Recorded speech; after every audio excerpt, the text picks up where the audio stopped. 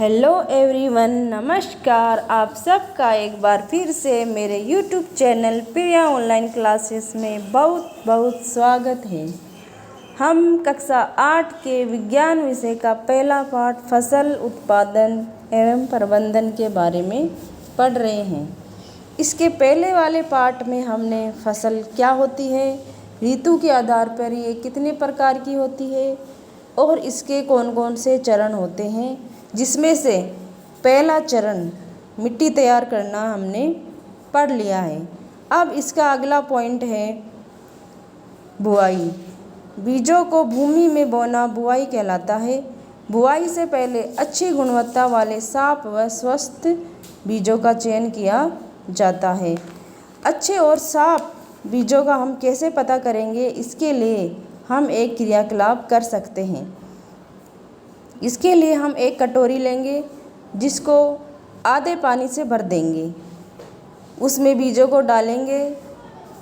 अच्छे बीज होंगे वो पानी में डूब जाएंगे और जो खराब होंगे वो पानी के ऊपर तैरने लगेंगे। बुआई के कौन कौन से औजार हैं? पारंपरिक औजार, आधुनिक औजार। पारंपरिक औजार ये कीप के आकार का होता है। आधुनिक औजार है जो सीड ड्रिल, इसके द्वारा बीजों में समान दूरी में गहराई बनी रहती है। यानी जो आधुनिक औजार सीड ड्रिल है यह ट्रैक्टर से संचालित होता है। अगला पॉइंट है खाद एवं उर्वरक।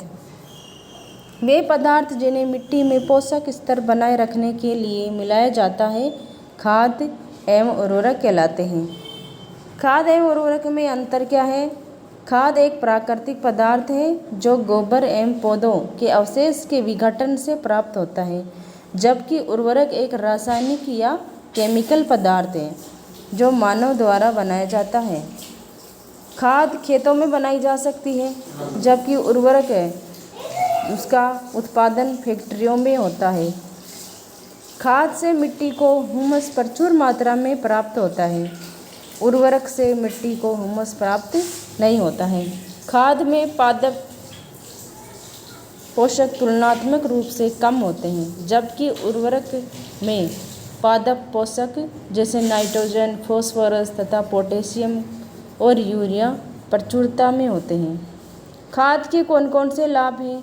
जैविक खाद उर्वरक की अपेक्षा अधिक अच्छी मानी जाती है। इसका मुख्य कारण है खाद से मिट्टी की जल धारण क्षमता में वृद्धि होती है। खाद से मिट्टी भुरभुरी एवं सरंदर हो जाती है। इसके कारण गैस विनिमय सरलता से होता है। खाद मित्र जीवाणुओं की संख्या में वृद्धि हो जाती है। खाद से इस जैविक खाद से मिट्टी का गठन सुधर जाता है। अब अपना अगला पॉइंट है सिंचाई। यानी जब किसान अपनी फसल को खाद या उर्वरक दे देता है, उसके तुरंत बाद उसे सिंचाई करना बहुत आवश्यक हो जाता है, नहीं तो वह फसल जल सकती है। निश्चित अंतराल के बाद फसल को पानी देना सिंचाई कहलाता है। सिंचाई के स्रोत कौन कौन से हैं? कुएं, जलकूप, तालाब, झील, नदियाँ, नहर, ट्यूबवेल आदि। यानी किसान अपनी फसल को पानी कहाँ कहाँ से दे सकता है, उसके स्रोत ये सब हैं: कुएं, जलकूप, तालाब, झील, नदियाँ, नहर, ट्यूबवेल आदि।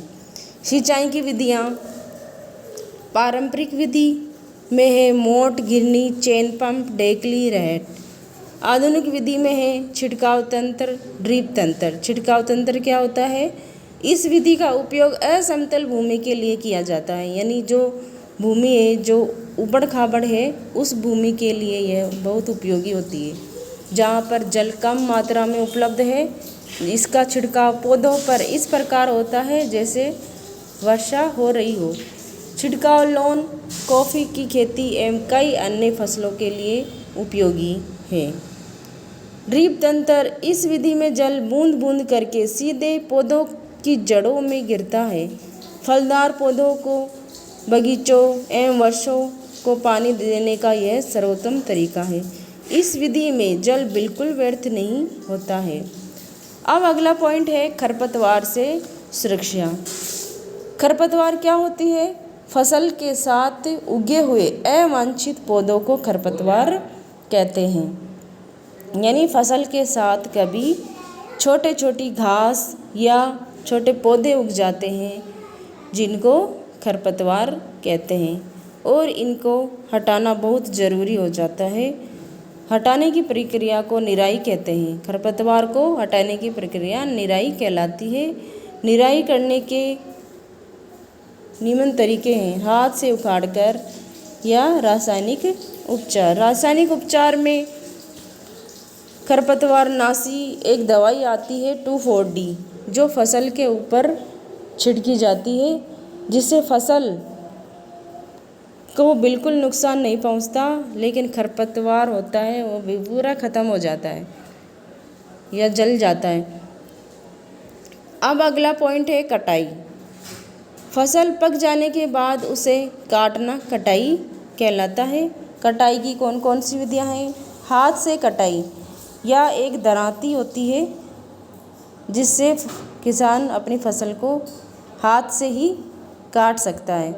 हार्वेस्टर से कटाई। हार्वेस्टर ट्रैक्टर से संचालित होता है। काटी गई फसल से बीजों दानों को भूसे से अलग करना थ्रेसिंग कहलाता है। ये कार्य कंबाइन मशीन द्वारा किया जाता है। कंबाइन मशीन यानी जो काटने का भी काम करती है और बीजों को अलग करने का भी काम करती है। विनोइंग। छोटे खेत वाले किसान अनाज के दानों को फटक कर अलग करते हैं, इसे विनोइंग कहते हैं। अब अपना लास्ट पॉइंट है भंडारण या फसल का स्टोरेज करना। फसल को अधिक समय तक सुरक्षित रखने के लिए उसे नमी, कीट तथा चूहों से बचाना आवश्यक हो जाता है। ताज़ा फसल में नमी की मात्रा अधिक होती है। यदि फसल के दानों बीजों को सुखाए बिना भंडारित किया गया तो उनके खराब होने अथवा जीवों द्वारा आक्रमण से वे अंकुरण के लिए अनुपयोगी हो जाते हैं। अतः भंडारण से पहले दोनों दानों को या बीजों को धूप में सुखाया बहुत आवश्यक हो जाता है।